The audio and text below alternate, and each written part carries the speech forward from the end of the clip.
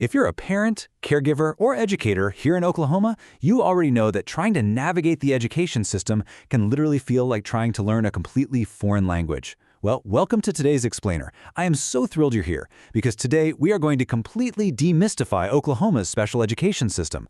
Our goal? To give you the absolute clarity and the practical tools you need so you can confidently secure the exact right support for the kids in your life.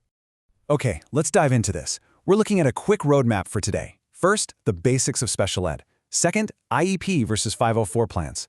Third, the Oklahoma evaluation process. And finally, your rights and action steps. Section 1. The basics of special ed. If you're a caregiver, your very first step is just knowing that students with disabilities are absolutely entitled to meaningful access to their school environment. Right off the bat, you need to know about something called FAPE. That stands for Free Appropriate Public Education. This is under a federal law known as IDEA, or the Individuals with Disabilities Education Act. And listen, this isn't just some polite suggestion to schools. It's a strict federal mandate.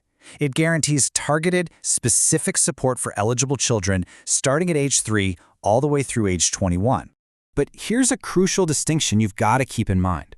Special education, it's a continuous process. It's not just a single service you can order off a menu. In Oklahoma, your local school districts are legally responsible for this entire cycle. I mean the whole shebang, from the initial evaluation to figuring out eligibility, right through to ongoing progress monitoring. Section 2. IEP versus 504 plans. This right here is the absolute centerpiece of our explainer today because honestly, it's the single biggest point of confusion for families. Let's look at the IEP first. Think of an individualized education program as a highly customized blueprint built completely around a student's unique needs. It lays out the exact specialized instruction they're going to receive.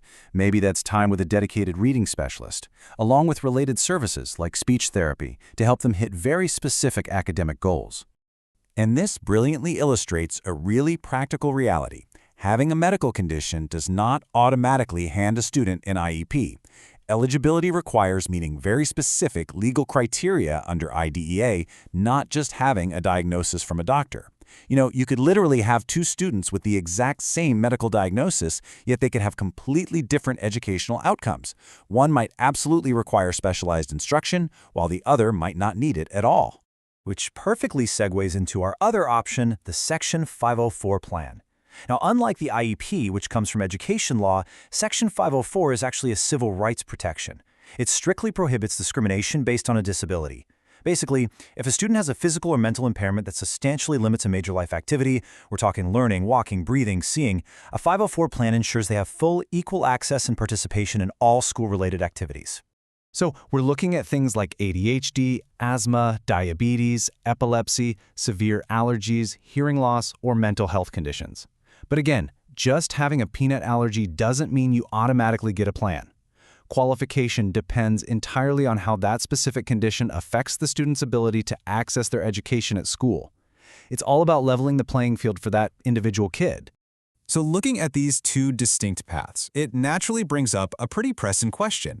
What is the real difference between them when push comes to shove? So the crucial point is really understanding how they contrast. An IEP falls under IDEA and is all about providing specialized instruction. A 504 plan, on the other hand, is a civil rights protection focused on providing equal access and accommodations.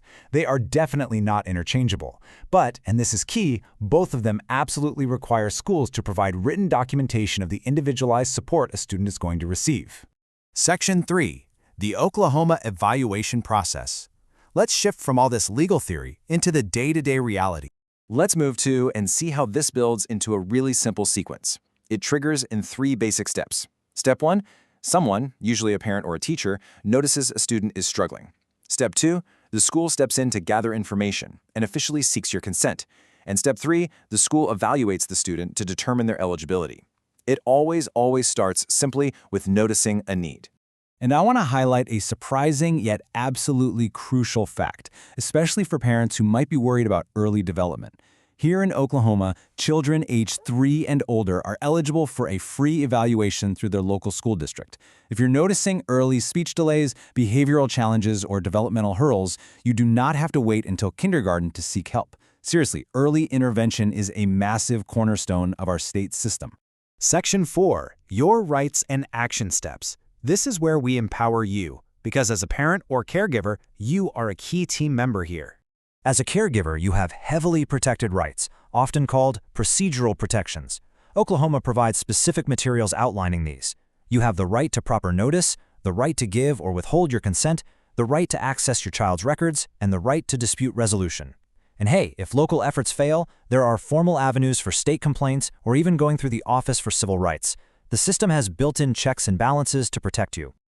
Okay, I like to call this next part a screenshot moment. If you think your child needs support, here is exactly what you should be asking for early on. Ask for a written evaluation request. Ask whether the school is considering an IEP, a 504, or maybe both. Ask how progress is going to be updated and measured. Request copies of all meeting notes and plans. And be very specific. Ask exactly what supports will be used in the classroom or during testing.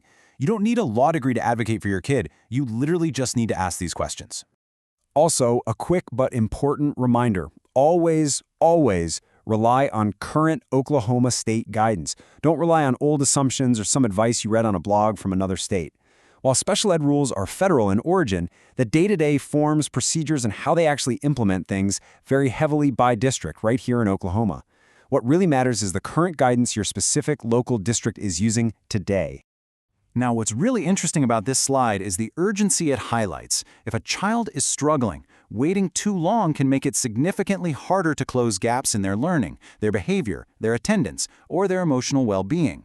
Because of this incredible urgency, your absolute safest approach is to document your concerns and communicate them in writing as early as possible. Time is for sure of the essence here. Which brings us to our final takeaway. Knowing the difference between an IEP and a 504 plan, well, that forms your foundation of knowledge. But taking action, that's what actually builds the house. So if you've been on the fence wondering how to help a struggling student in your life navigate their education, I'm going to leave you with this final empowering question. Is it time to send that written request? Thanks so much for joining this explainer, and I really hope this gives you the confidence to start advocating today.